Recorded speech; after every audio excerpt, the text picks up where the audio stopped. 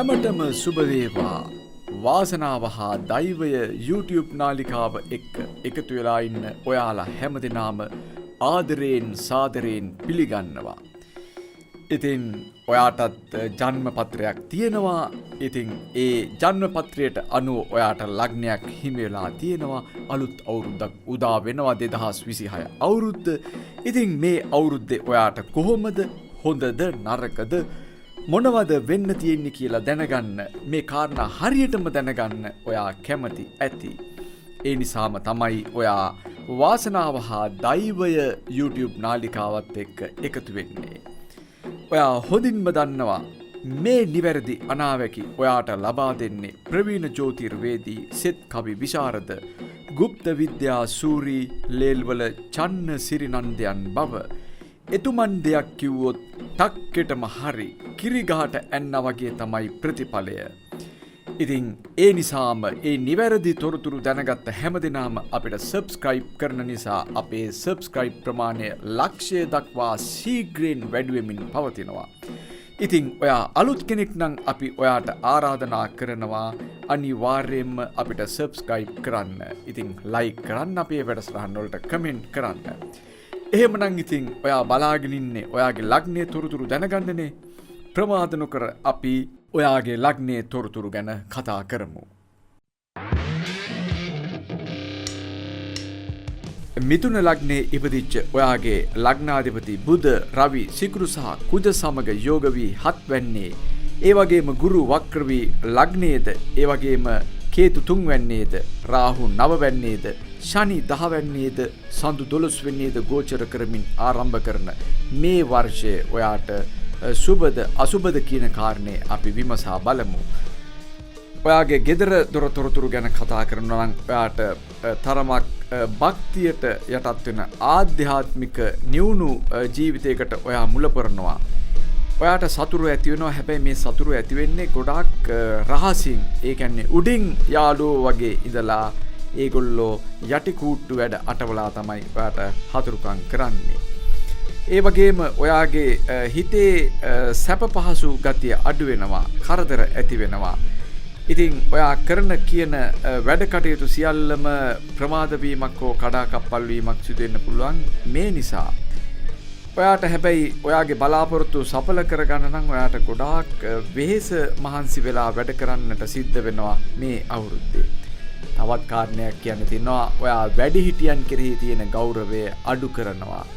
ඒ විතරක් නෙවෙයි, ආගම දහම පිළිබඳවත් ඔයාට කිසිම විශ්වාසයක් නැති තත්වයක් මේ අවුරුද්ද තුල ඇති වෙනවා. ඔයා යම් කිසි විප්ලවකාරී ස්වභාවයකට, සටන්කාරී ස්වභාවයකට ඔයාගේ මනස යොමු කරනවා. ඔයා නිතරම ගැටුම් වලට මුල පුරනවා. මේ නිසාම කොහොම නමුත් ඔයාට මේ ඇතිවන ගැටුම්කාරී තත්වයන් සමහර අවස්ථාවල ඔයා තරමක් පාලනය කරගන්නට උත්සාහ කරනවා. ඉතින් ඒ පාලනය සාර්ථක වන්නටත් ඉඩකඩ තියෙනවා. ඔයාගේ විවාහ ජීවිතය ගැන කිව්වොත් ටිකක් හොඳ කාලයක් නෙවෙයි. ඔයාගේ සහකරු හෝ සහකාරිය තරමක් මේ කාලයේදී අවුල් සහගත ස්වභාවයක් ඇති වෙනවා ඔයත් එක්ක. ඔයාගේ විවාහ ජීවිතය ඔයාට සතුට ප්‍රීතිය අඩු වෙන්නට ඉඩකඩ තියෙන කාලයක්. ඒ වගේම සහකාරයට හෝ සහකාරියට හැබැයි මේ අවුරුද්දේ තමන්ගේ කුසලතා වර්ධනය කරගන්න ඉහළ මට්ටමකට එන්න ලැබෙන කාලයක් කියන එකත් මතක් කරනවා.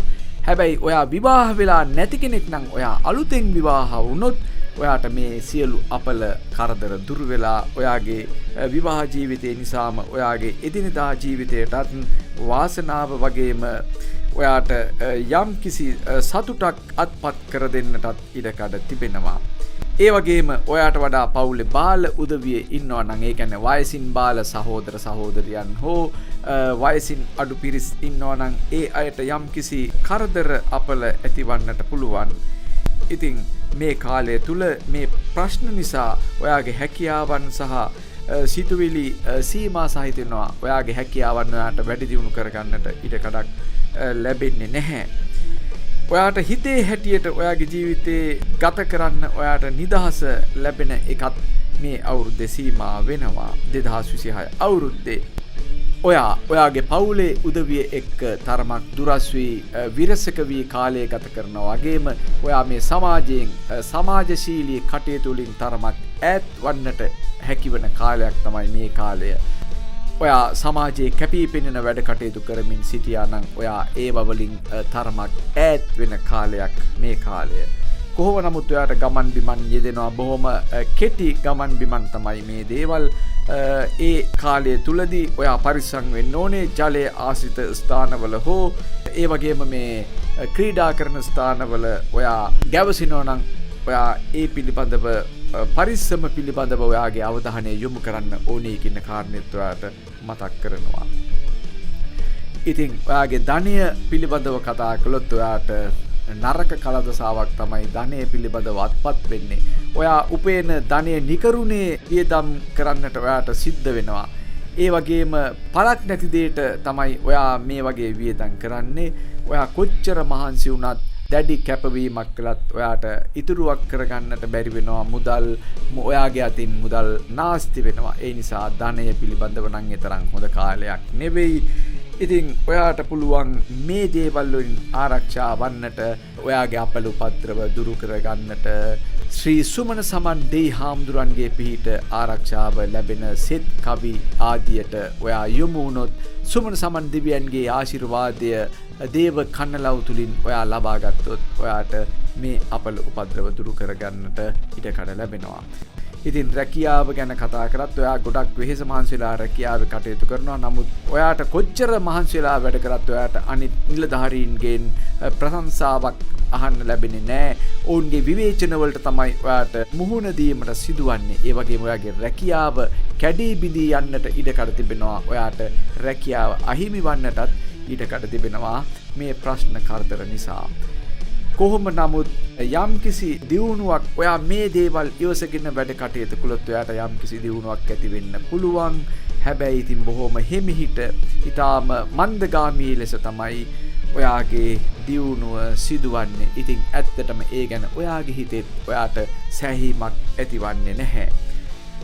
ඔයාගේ අධ්‍යාපනය ගැන කතා කළොත් ඔයාට තාක්ෂණික සහ පරිගණක විද්‍යාව වගේම ඉලෙක්ට්‍රොනික විද්‍යාව වගේ දේවල් හැදෑරීම බොහෝම හොඳයි කියලා සඳහන් කරන්න පුළුවන්.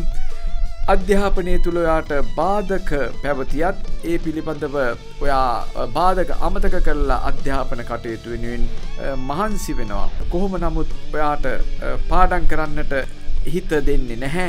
කොච්චර උත්සාහ කරත් ඔයාට අලස ස්වභාවයක් ඇති වෙනවා. කොහොම නමුත් ඔයා උත්සාහ කරොත් ඔයාට හොඳ තැනකට ඔයාගේ අධ්‍යාපනය පත් කරගන්න පුළුවන්. නීතිය සම්බන්ධයෙන් දැනුම සොයන අයට ඒ සඳහා නම් බොහොම යහපත් කාලයක් කියලා 2026 අවුරුද්ද මතක් කරන්න පුළුවන්. ඉතින් ඔයාගේ ශරීර සෞඛ්‍යය ගැන කතා කරනවා නම් ඔයාට බොහොම හොඳ සෞඛ්‍ය තත්ත්වයක් 2026 අවුරුද්දේ උදා වෙනවා. ලෙඩ රෝග වලින් පරිස්සම් වෙන්නට හැකියාව ලැබෙනවා. හැබැයි කුඩා දරුවෙකු නම් පොඩ්ඩක් හුස්ම ගැනීමේ අපහසුතාවයන් ඇතිවන්නට පුළුවන්. උගුර වියලි හා ඔබට වියලි කැස්සක් ඇතිවන්නට ඉඩකඩ තිබෙනවා. කොහොම නමුත් දත් කෙරෙහි උනන්දුව දක්වන්න, ඒ වගේම රුධිරනාල පද්ධතිය සහ පියයුරු සම්බන්ධයෙන් සහ මේ මුත්‍රා මාර්ග ප්‍රජනක පද්ධතිය සම්බන්ධයෙන් යම් යම් ආබාධ ඇති වුණත් ඒ දේවල් වළක්ව ගන්නට පුළුවන්. ඉතින් සෞඛ්‍ය පැත්ත ලොකු පිරිහීමක් නෑ. ඔයාගේ සෞඛ්‍ය පැත්ත බොහොම ඉහළ මට්ටමක පවතිනයි කියලා සඳහන් කරන්නට පුළුවන් මේ අවුරුද්දේ. ඉතින් ඔයා සුබ වැඩක් කරනවා නම් ඔයාට සුබ දවස් හැටියට මතක් කරන්න පුළුවන් බදාදා දවස, බ්‍රහස්පතින්දා දවස වගේම සිකුරාදා දවස. ඉතින් මේ දවස් තුන ඔයාට ඊටාම සුබ දවස්. මම නැවතත් ඔයාට මතක් කරන්නම් බදාදා, බ්‍රහස්පතින්දා, සිකුරාදා කියන දින තුන ඔයාගේ කටයුතු ආරම්භ කරනවා නම් ඒ දේවල් සුබ කරගන්නට ඔයාට පුළුවන් මේ දින භාවිතා කරන්න. ඒ වගේම ඔයාට සුබ අංකයක් තියෙනවා 3 5. ඔයාට මතක තියාගන්න ගෙදර දොරේ නිතර භාවිතා වෙන 3 5 වගේම මේ 3 5 කියන අංක දෙකෙන් ඔයාට වාසනාව උදා කර දෙනවයි කියන කාරණේ අපි මතක් කරනවා. ඒ වගේම සුබ වර්ණ හැටියට සඳහන් කරන්න පුළුවන් කොළ පැහැය සහ කහ පැහැති වර්ණය. ඉතින් ඔබ නිවස පින්තාරු කරනවා නම්, තීන්තාලේප කරනවා නම්, ඔයාගේ වාහන පින්තාරු කරනවා නම්, ඇඳුම් පැළඳුම් හඳිනවා නම් මේ කොළ පාට හෝ කහ පාට වර්ණය භාවිතා කිරීමෙන් ඔයාට අපල උපද්‍රව වළක්වාගෙන සුබ තත්වයක් ඇති කරගන්නට ඉඩකඩ තිබෙනවා. ඉතින් ඔබ දේශපාලනයේ නිරත වෙන කෙනෙක් නම් ඔයාට කොළ පාට වර්ණය මේ අවුරුද්දේ ඊටාම සුබ වර්ණයක් කියන කාරණේ මතක් කරනවා මිථුන ලග්න හිමියන්ට. ඒ වගේම ඔයාගේ අපල උපද්‍රව දුරු කරගන්න ඔයා ආභරණයක් පළඳිනවා නම් එයට යම්කිසි මාණික්කයක් සවි කරගන්නවා නම් පච්ච කියන මණික් වර්ගයේ භාවිතා කිරීමෙන් ඔයාට පුළුවන් මේ අපල උපද්‍රව දුරු කරගන්න. ඉතින් මේ කාරණා එක්කම ඔයා මතක තියාගන්න ඔයාගේ අපල උපද්‍රව දුරු කරගන්න ඔයාට පුළුවන් ශ්‍රී සුමන සමන් දෙවි හාමුදුරන්ගේ පිහිට ආරක්ෂාව ලබා ගන්න.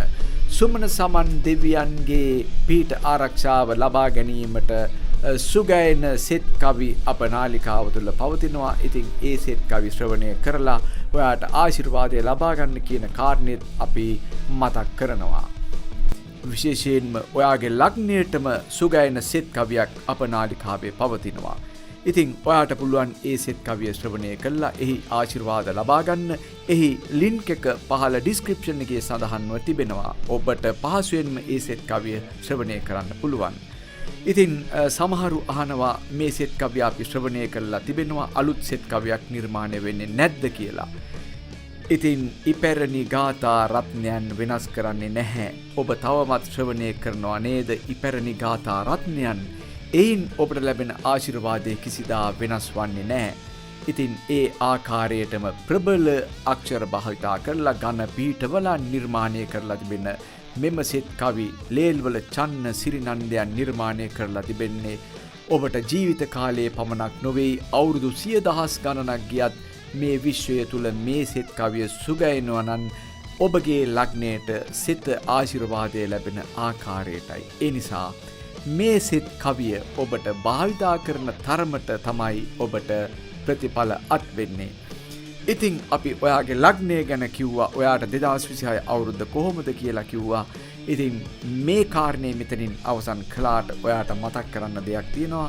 ඔබ අධ්‍යාපනය ලබන කෙනෙක් නම් ඔයාගේ දරු දැරියෝ අධ්‍යාපනය ලබනවා නම්, ඒ වගේම ඔයාගේ රැකියාව ව්‍යාපාර දියුණු කරගන්න ඕනේ නම්, ඔයාට ලෙඩ රෝග සුවපත් කරගන්න ඕනේ නම්, ඒ වගේම යාන වාහන ධන ධාන්‍ය ලබා ගන්නට ඕනේ නම්, මේ හැම දෙයකටම ඔයාට ආශිර්වාද කරන සෙත් කවි සහ දේව කන්නලව් රාශියක් වාසනාව සහ දෛවයේ නාලිකාව තුල පවතිනවා. ඉතින් ඔයාට පුළුවන් මේ නාලිකාව තුල මේ කවි ශ්‍රවණය කළා එහි ආශිර්වාද ලබා ගන්න. ජ්‍යොතිෂය නාලිකා අතර ප්‍රමුඛතම ජ්‍යොතිෂය නාලිකාව වන වාසනාව සහ දෛවය හැමදාම ඔයා එක්ක ඉන්නවා. ඔයාට වාසනාව උදා කර දෙනවා, ඔයාට ජයග්‍රහණ අත්පත් කර දෙනවා කියන කාරණේ අපි ඊටාම සතුටින් මතක් කරමින් ඔබෙන් අපි සමුගන්නවා. ඔබ හැමදෙනාට ජය වේවා.